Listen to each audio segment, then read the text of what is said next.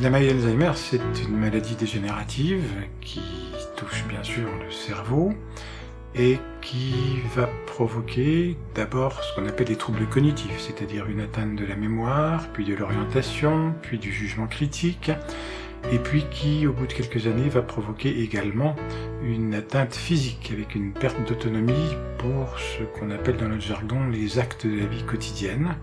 L'expression des sentiments et la réaction des personnes va se trouver modifiée et va perturber le relationnel, notamment le relationnel avec les familles qui se trouvent bien souvent en grande difficulté face à des réactions qu'elles considèrent comme étant des traits de caractère et qui sont en fait des manifestations de la maladie. Et ça va être un choc très important pour les membres de la famille.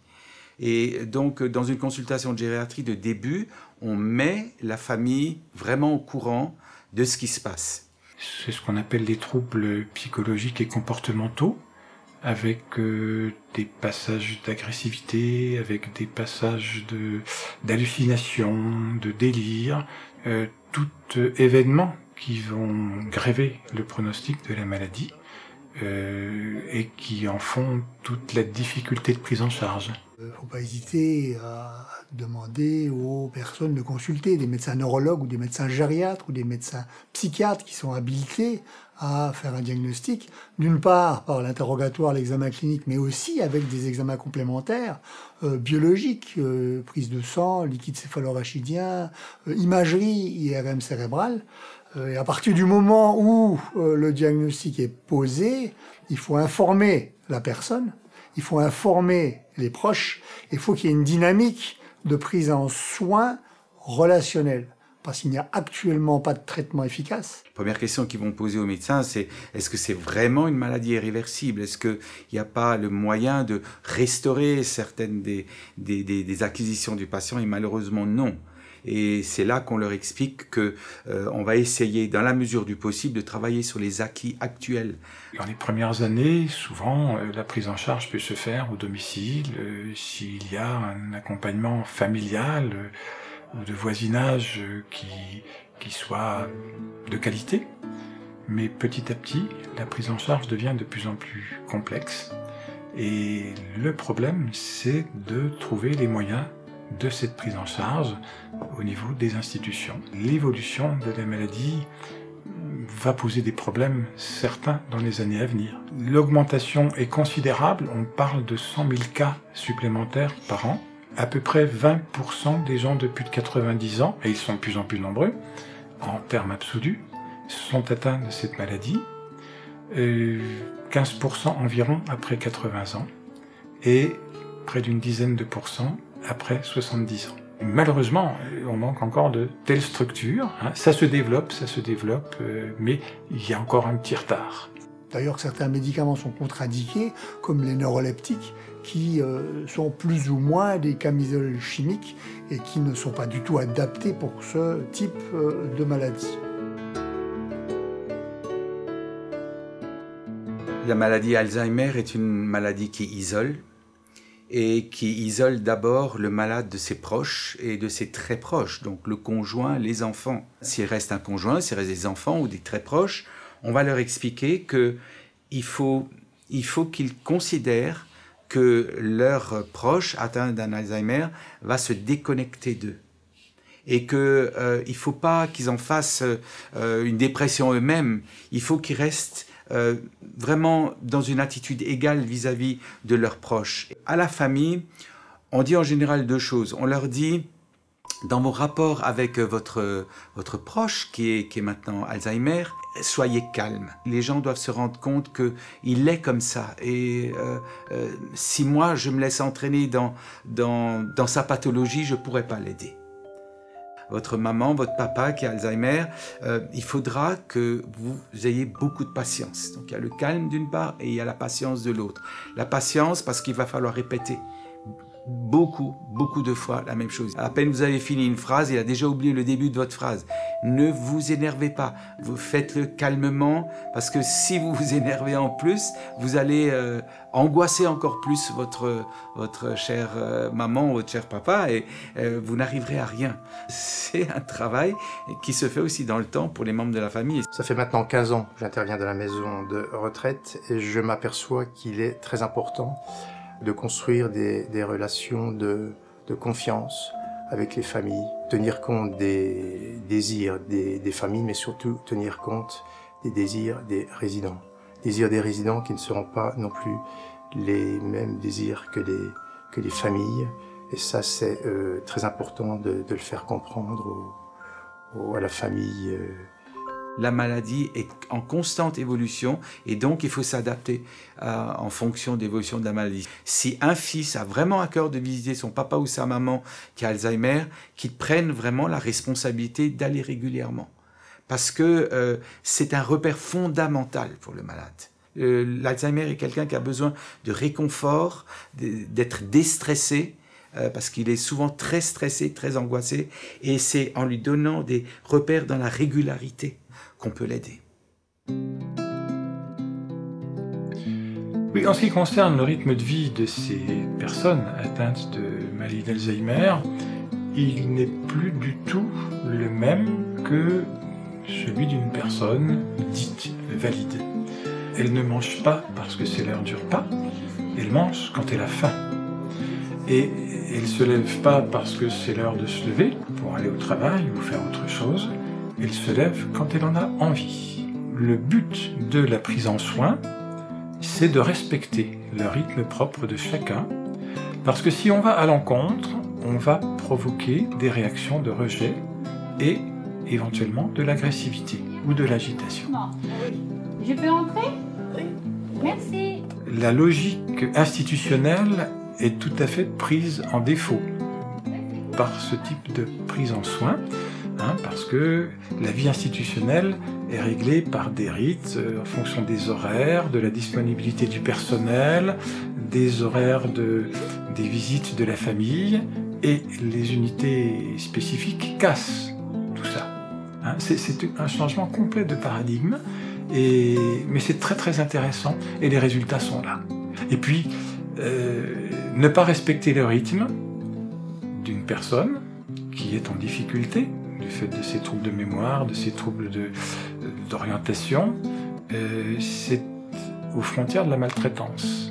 Le souci numéro 1 des unités comme celle-ci, qui prend en soin des gens particulièrement fragiles, c'est de rester constamment dans la bientraitance. Vous voyez, là, elle est bien descendue.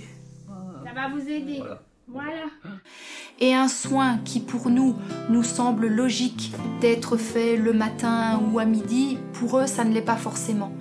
Il est important de pouvoir repérer chez la personne, chez le résident, ce qui peut nous donner comme information par rapport à sa disponibilité quant aux soins qu'on va lui proposer. Est-il disponible pour un accompagnement à la toilette? A-t-il faim ou non? Et dans ce cas, autant que possible, grâce au travail d'équipe, de pouvoir reporter autant que nécessaire pour pouvoir proposer un accompagnement qui soit adapté et puis qui corresponde à ce que la personne souhaite sur le moment. Donc c'est en permanence, sans cesse, pouvoir reporter et compter sur les collègues pour reproposer ultérieurement le soin lorsqu'il n'est pas adapté au moment où on le propose. Concernant la vie affective et sexuelle des personnes âgées désorientées, on s'imagine qu'il faut les protéger à tout prix et qu'elles ne savent pas toujours ce qu'elles font. Alors qu'en réalité, elles ont cette sagesse-là, de savoir avec qui elles veulent nouer une relation ou pas. Et quand un couple se forme, on doit être vigilant au fait bien sûr que ce soit consenti, qu'il n'y ait pas de violence, mais du moment que ces deux personnes sont attirées comme des aimants, c'est vraiment important qu'on ne les sépare pas. Elle est italienne, de parents italiens.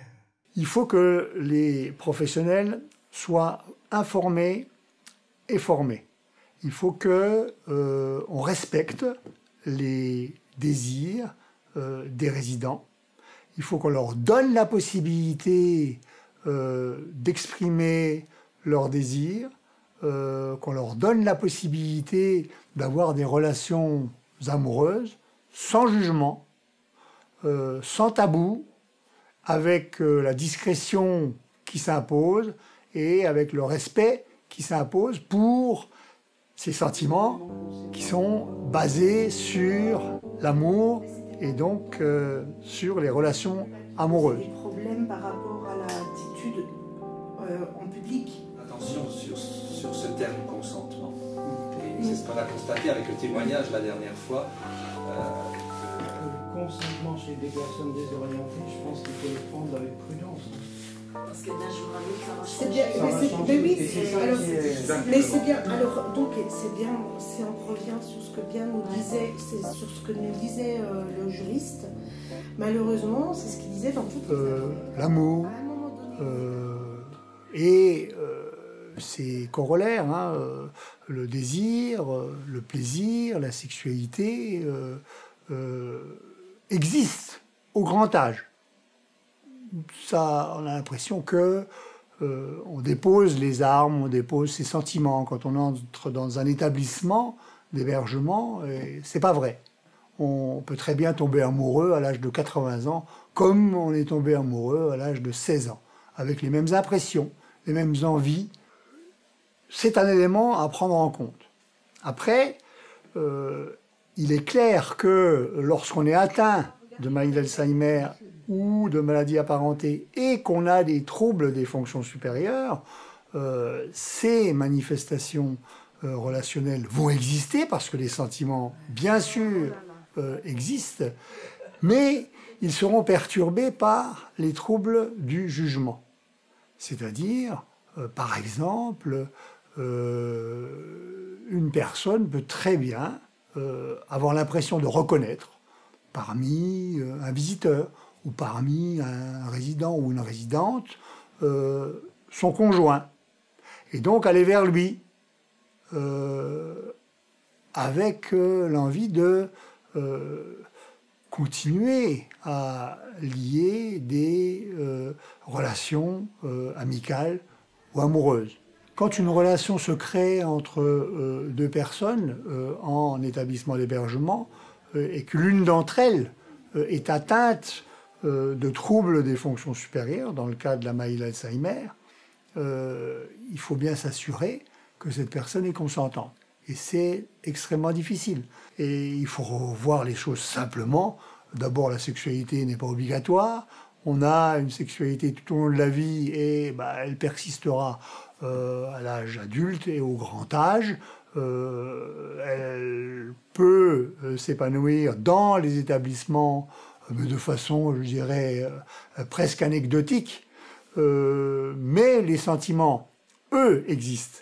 Et les sentiments existent jusqu'à un âge très avancé. Et notamment lorsqu'on a des troubles des fonctions supérieures. Parce que les sentiments, ça veut dire le relationnel, ça veut dire retrouver finalement une image de soi qui est appréciée de l'autre. Et donc là aussi, valorisation de son image de soi, et ce qui permet de rebondir et de revivre encore des moments heureux. La fin de vie chez ces personnes atteintes de maladie d'Alzheimer a également des spécificités.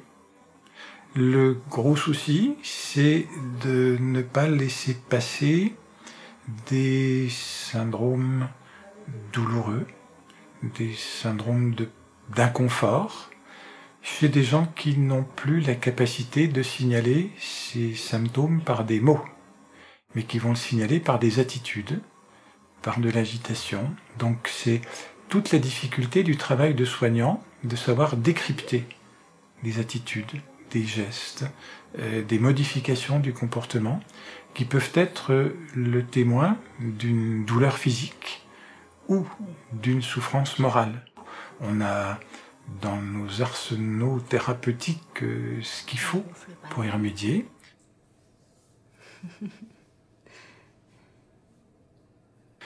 Le deuxième souci, c'est de faire que on les considère comme des citoyens vivants jusqu'au dernier moment. C'est-à-dire qu'on les accompagne, qu'on ne les laisse pas seuls. dans ces moments particuliers, mais qu'on leur rappelle par une présence amicale, par une présence bienveillante, qu'ils font toujours partie des humains et des vivants, tant qu'ils n'ont pas quitté cette terre.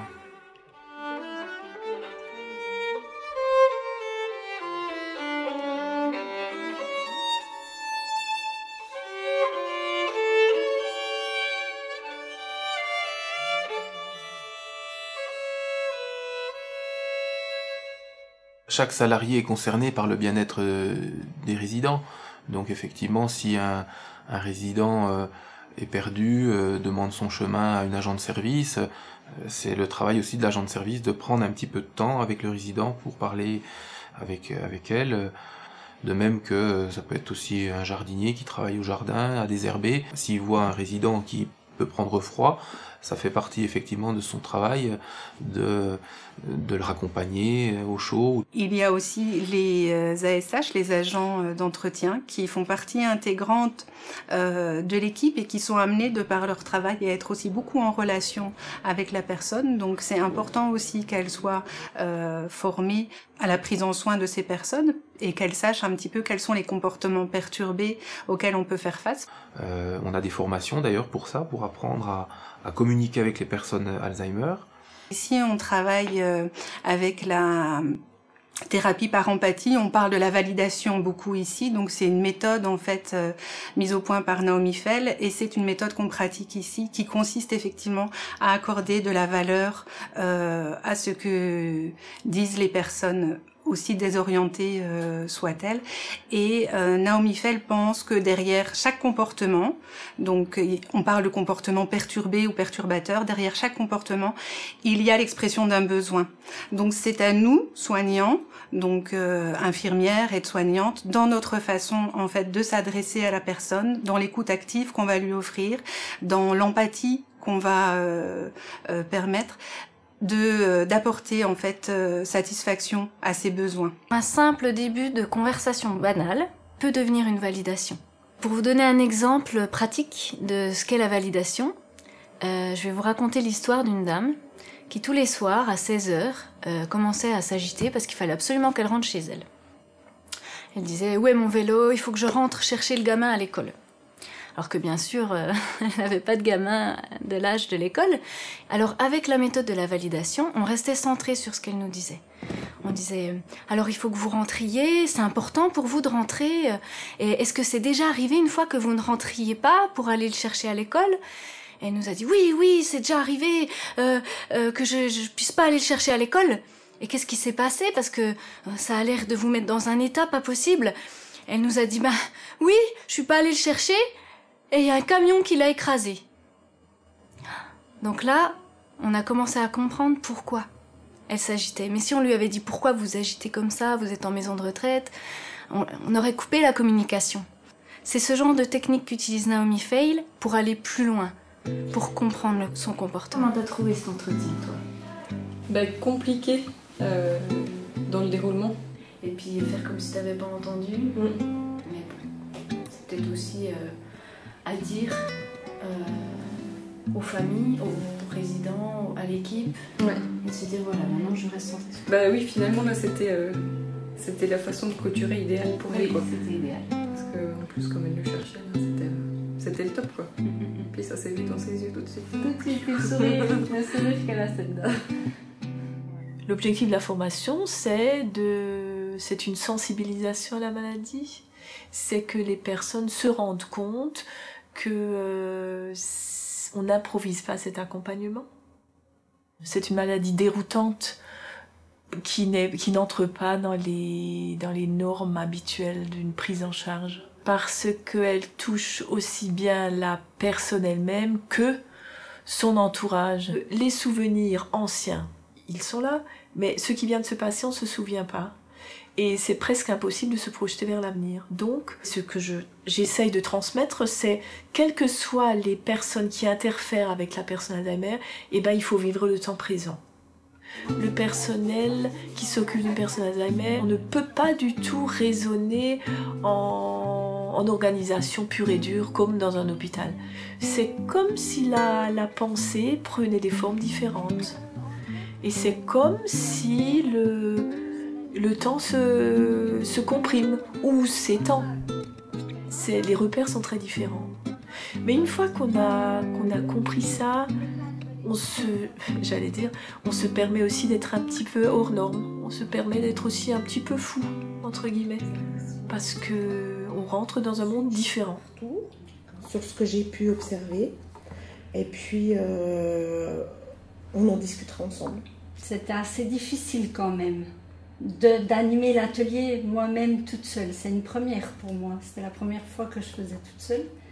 Et puis, j'ai l'impression que je ne savais pas exactement comment guider chaque personne. Enfin, voilà, donc adresse-toi directement à la personne. N'hésite pas, hein, tu la connais pas, ben voilà, on va faire connaissance. J'ai remarqué qu'il faut être vraiment vigilant à toutes les personnes parce que du coup, je l'avais laissé sur sa chaise un petit peu en retrait. Ça, évidemment, c'est les soignants qui accompagnent. On ne peut pas non plus exiger à ce que tout le monde soit là à l'heure. Hein. Donc, il faut vraiment être attentive à l'ensemble du groupe, à ce qui s'y passe, tout en ayant également un regard individuel pour chacun. Alors, la communication, on aurait tendance à penser qu'elle n'est que orale, que verbale. Mais en même temps, il y a toute cette communication non verbale qui est importante pour l'animateur de bien saisir, de bien comprendre.